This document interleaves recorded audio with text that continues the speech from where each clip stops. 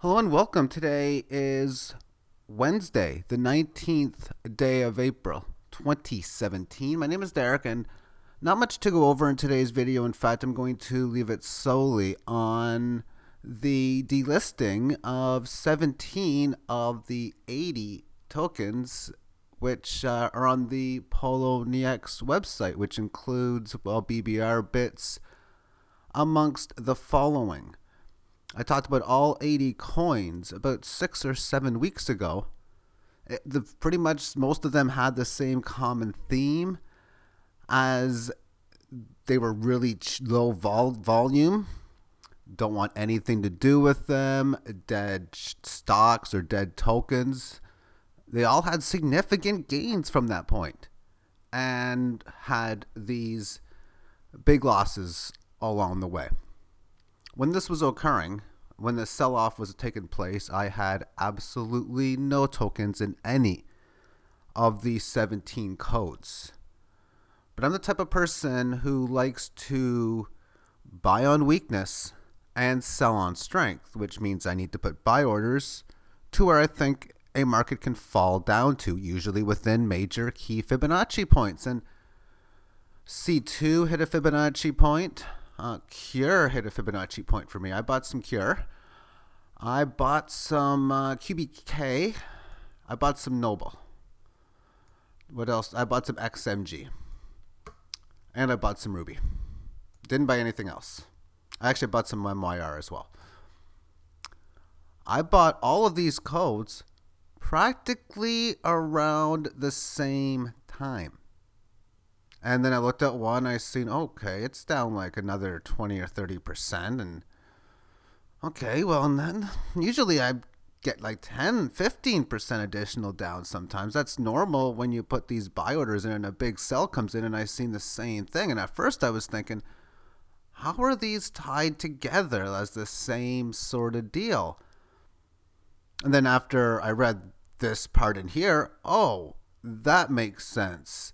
Sell, sell, sell, sell, sell. There goes half of my profits that I made for that day in just that event. No big whoop. It was part of the risk that I take when I try to buy on the cheap and sell on the high.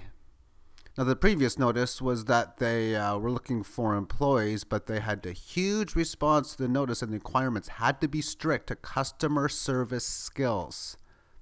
I think I see why customer service is going to be needed. So when you're playing these things, they're a gamble, obviously, especially if you don't know what it is that you're getting. Because for me, I'm just on these, I'm just looking at all the charts, and I don't care what it is. If I'm looking for a correction, I'm seeing something like this, I'm going to determine, do I buy at 38.2%? Do I buy at 61.8%? Or do I not buy at all? And because I'll get situations where I'll wake up and, oh, 2 transactions overnight. What happened? Nothing happened, really. Okay, that's fine. I'm like forcing buy orders, which I don't think is anything wrong because most of the time they win. But if I come in and say, oh, Fibonacci at one of these things is right here, and then it does this thing and this goes boom like that. That's pretty much what they're doing. And they're going to do that, so they're going to hit every single one, because I could have guaranteed you, I could have came up with Fibonacci points for all 17 of these codes, and they would have went through and fell through and fell through because of the fundamentals of what was going on at this time. Does this mean newer exchanges are going to come in? Maybe. There's quite a few of them that you could think would have a decent chance of being added in one of these. And also, they've done their housekeeping.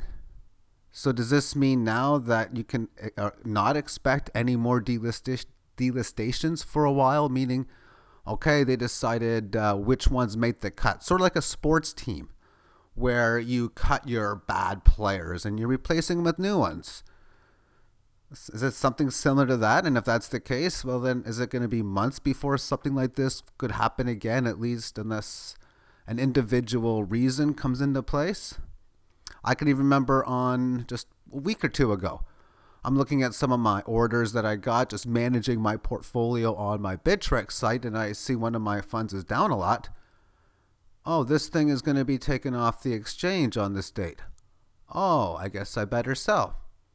So it's part of the risk. And SDC was an interesting one because I don't lose too often again, but this is one where I did, where I placed a few buy orders in and got a lack thereof of sell orders, and thus was in a losing trade.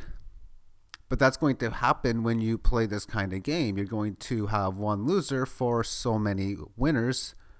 And I've had a good enough ratio where I have done very well in just looking at charts and calculating Fibonacci here, just simply looking at market order numbers, previous resistance, putting all the things together, trying to predict, okay, I should bottom in or around here, and I should have a good buying opportunity for this kind of gain.